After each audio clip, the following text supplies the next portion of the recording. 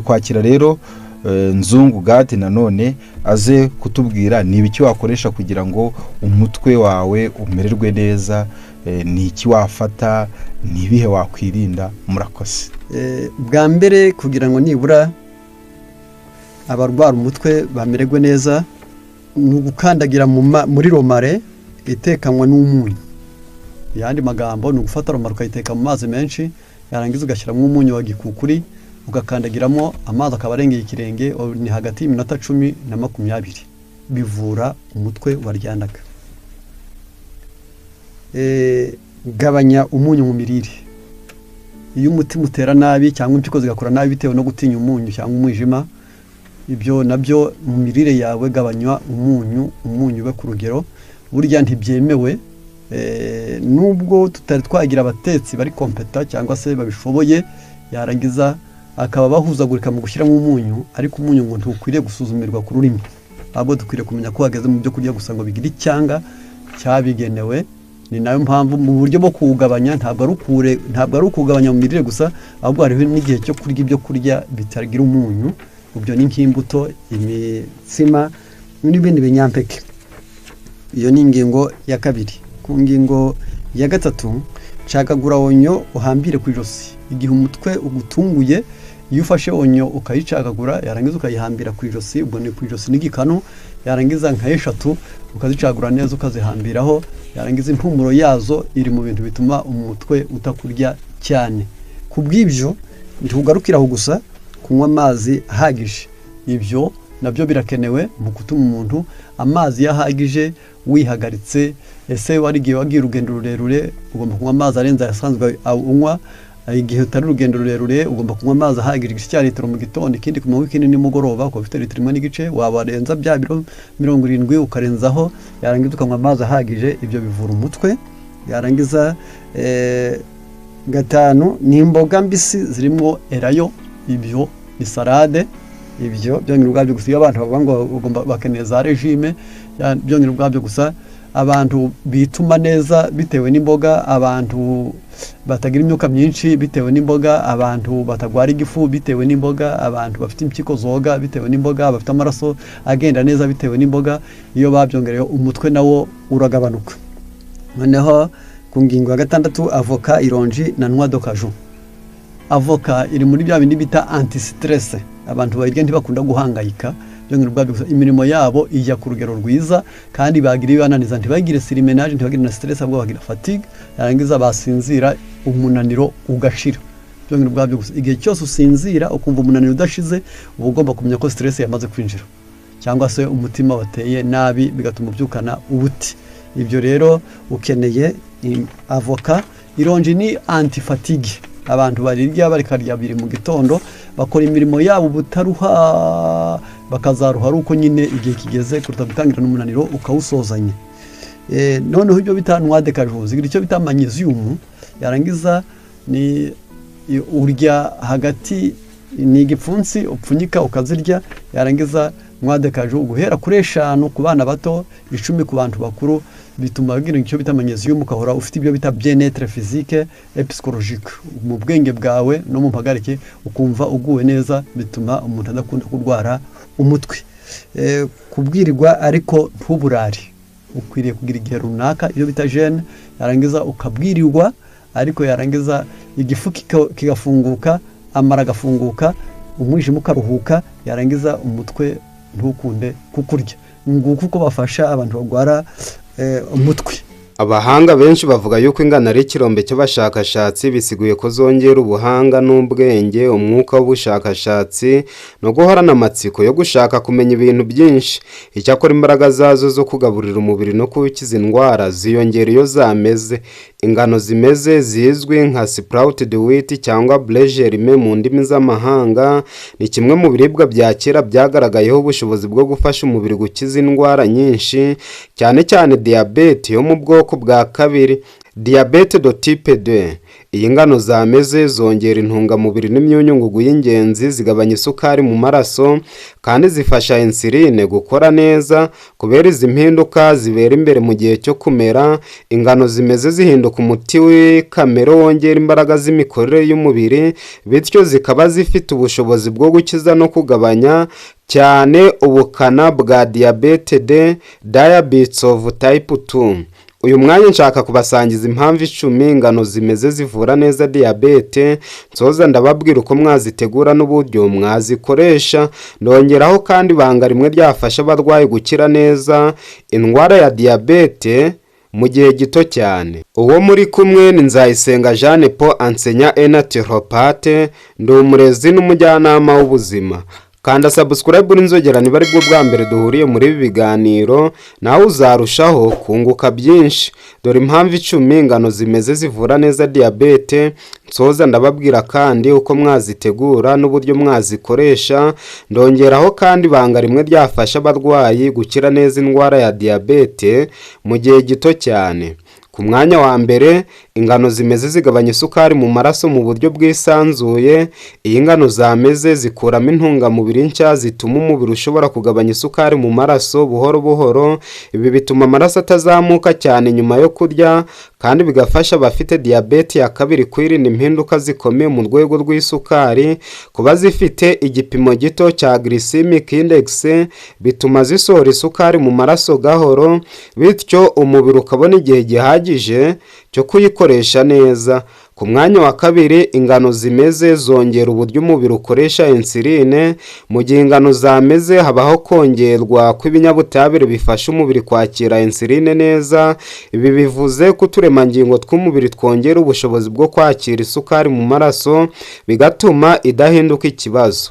Iyo insuline ikora neza, umubiri ushobora kugenzura isukari neza, kandi bigafasha korohereza abarwaye diyabete ya kabiri.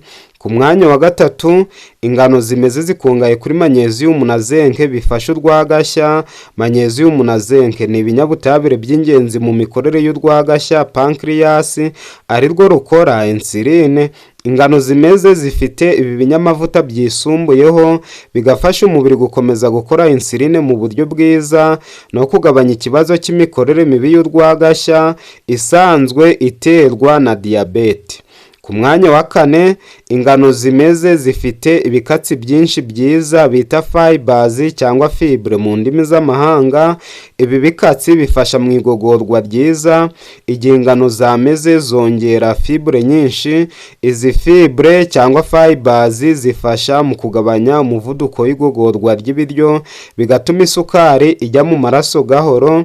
Byongera kandi kumva haza igihe kirekire, bikagabanya irari ry'isukari n'imirire mibi, bityo bigafasha gukumira kuzamuka kw'isukari mu maraso. Ku mwanya wa gatanu, ingano zimeze zifite antioxidants zisukura no kurinda uturemangingo. Mu gihe cyo kumera, ingano zongera urwego rwa antioxidant nka vitamine E na phenolic acid cyangwa acide phenolique.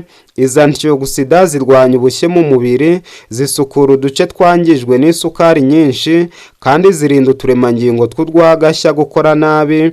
Ibi byose bifasha gukumira ingaruka z'igihe kirekire za diyabete. Ku mwanya wa gatandatu, ingano zimeze zifasha mu kongera mikorobi nziza mu mara. Ingano zimeze zifasha mu gukura no gukomeza mikorobi z'ingirakamaro ziba mu mara. Izi mikorobi zifasha mu igogorwa ry'ibiryo no kugabanya umuvuduko w'isukari ijya mu maraso. Iyo ubuzima bwo mu mara buri ku rwego rwiza, bigira uruhare runini mu kugenzura isukari no mu mikorere ya insuline. Niyo mpamvu dushishikariza abarwayi ba diyabete kurya ibyo kurya bizima, kandi bagakora ibishoboka byose bakirinda akajagari mu mirire. Aha bisaba kwirinda kuryagagura no kurya nijoro. Iyo umuntu yubahirije ibihe byiza byo kurya kandi akarya inshuro nke ku munsi, byanga bikunze agira ubuzima bwiza butarimo uburwayi bwa diyabete. Ku mwanya wa karindwi, ingano zimeze zifasha mu kugabanya cholesterol mbi mu maraso. Abafite diyabete ya kabiri bakunze kugira urugimbu rwinshi mu maraso. Ingano zimeze zifasha mu kugabanya urwo rugimbu rubi no kongera urugimbu rwiza, mu mubiri w'umuntu haba hakwiriye kubamo urugimbu rwiza bita HDL high density lipoprotein. Iyo umuntu afite urugimbu rwiza arangwa n'imbaraga ndetse no gutekereza mu buryo bwihuse kandi bwimbitse, ariko iyo umuntu afite urugimbu rubi bita LDL low density lipoprotein, byanga bikunze agongana n'ibibazo byinshi. Urugimbu rwiza rero umuntu yarugezwaho n'ingano zimeze, akajya azirya neza nk'uko ndabibabwira ndi gusoza iki kiganiro. Ku mwanya wa 8, ingano zimeze zifasha umubiri kwinjiza intungamubiri neza.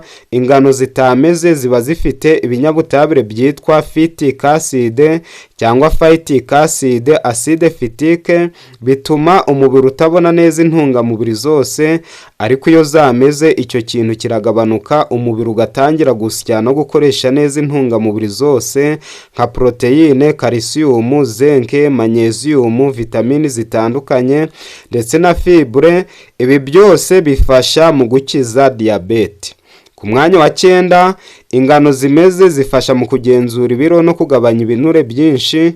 Ingano zimeze zifite intungamubiri nyinshi ariko zitarimo amavuta menshi, bituma umuntu yumva hazi igihe kirekire, agafata amafunguro make kandi meza. Kandi nk'uko nkunze kubasangiza buri munsi mu biganiro byinshi mategurira by'ubuzima, nkunze kubabwira yuko ibintu bikunze kuzahaza abarwayi ba diyabete ari inzara nyinshi. Kugira inzara nyinshi barangwa n'ikimenyetso cyitwa polyphagia, baba bashaka kurya ibyo kurya byinshi kandi bakabirya buri kanya.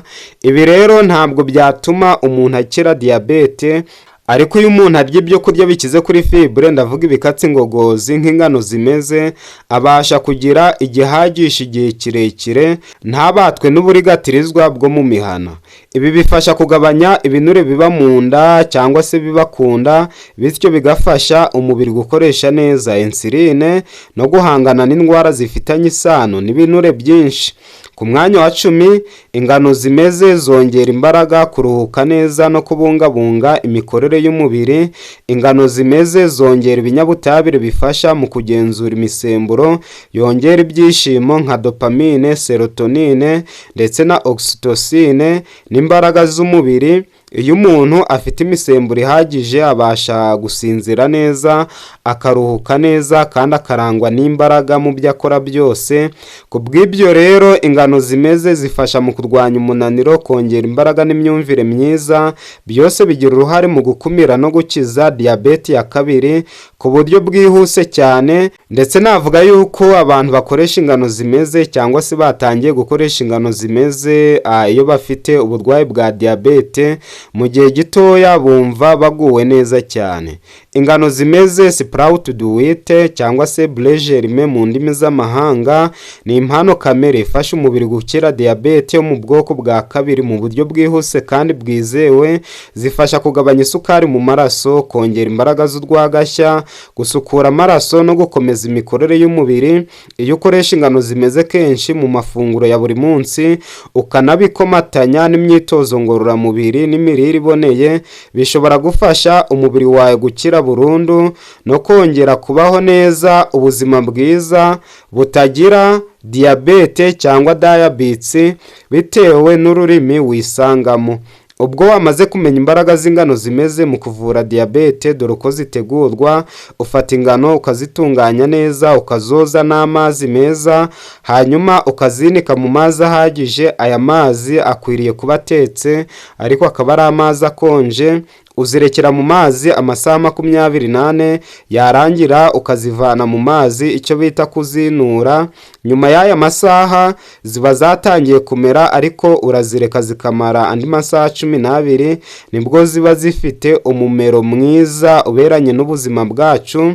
Hanyuma ukajya ufataho ibiyiko 5 umaze kurya ibya mu gitondo, ukongera kurya ibiyiko 3 umaze kurya ibyo kumanywa. Ubikora igihe kirekire gishoboka. Iyo ushaka gukira diyabete vuba ubigenza utya: mu gitondo kibyuka unywa nibura amazi 1/2 cya litiro, hanyuma ugakora siporo iringaniye, ukajya muri dushe. Nyuma y'isaha umaze kunywa amazi utegura imbuto z'ubwoko 4 cyane cyane avoka, watermelon, ipapayi na pome. Izi mbuto zigira imbaraga nyinshi zo kugabanya isukari. Iyo umaze kuzirya uhekenya ibiyiko 5 by'ingano zimeze, ukiririrwa ibi gusa. Wagera mu masaa 6 ukanywa amazi asanzwe, hanyuma ukongera kuringanira n'ameza mu masaa 9. Mbere yo kurya ibyo watetse ukabanza warya salade y'imboga nk'igitunguru, amashu n'urunyanya. Ugomba kwirinda ibyo kurya bya nijoro kuko bitera indwara nyinshi, harimo diabete, igifu, umuvuduko, kanseri, uburemba n'ubugumba. Izi ndwara zizahaza abantu bakunze kurya ibyo kurya bya nijoro bagahita baryama. Iyo umuntu yabiretse atangira urugendo rwiza rwo kugira ubuzima bwiza, kandi ntabwo wabura imbata y'ibyo kurya bya nijoro ngo ubashe kuzikira, ntabwo bishoboka. Abahanga bavuga yuko kurarana inzara yoroheje byaguhamiriza ko kwigomwa ari inzira y'ubuzima buzira umuze. Kurikiza iyi gahunda nkurangiye uzakira indwara nyinshi hatabuzemo na diabete mu gihe gito cyane. Mu by'ukuri ingano zimeze ni impano ikomeye y'umutungo kamere ifasha umubiri kwirinda no gukira diabete yo mu bwoko bwa 2 mu buryo bwisanzuye, diabete de type D. Kubera uburyo zongera intungamubiri, zigabanya isukari mu maraso, kandi zifasha insuline gukora neza, zifasha umubiri kwisukura no kongera imbaraga mu buryo butabamo imiti y'ibinyabutabire. Kwirinda no gukiza diabete ya 2 ntibisaba gusa imiti ya kizungu, ahubwo bisaba guhindura imirire no guhitamo ibiribwa bifite ububasha bwo gusana no gusukura umubiri nk'ingano zimeze. Iyo zifashwe kenshi zishobora kuba igisubizo gikomeye mu rugendo rwo gusubiza ubuzima ku murongo no kubaho mu buzima butagira diabete. Inshuti bavandimwe, mbashimiye kuba mubana nanjye buri munsi muri ibi biganiro by'ubuzima. Mwagize neza niba mwaramaze gukanda subscribe n'inzogera. Icyakora niba utarayikanda wayikanda, maze nawe ukaje ugira amahirwe yo kugezwaho ikiganiro twaguteguriye uwo mwanya.